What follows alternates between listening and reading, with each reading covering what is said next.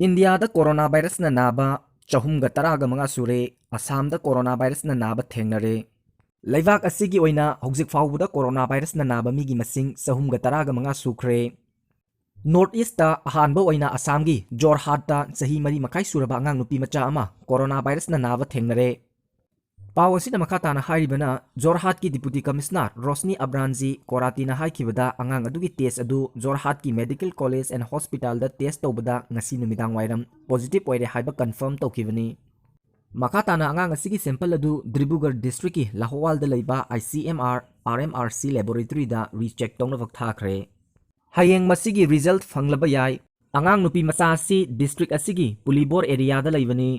हंदक Bihar दगी Jorhat लैबा Mariani फाउब train दा हलखिबनी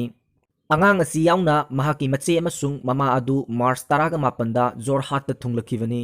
मखोई थुंगलखिबगा March 10 दा health workers सिंगना Jorhat medical college and hospital दा पुरक्तुना टेस्ट तौबदा ngasi नुमिदांग वाइरम पॉजिटिव ओइबा थेंगलखिबनी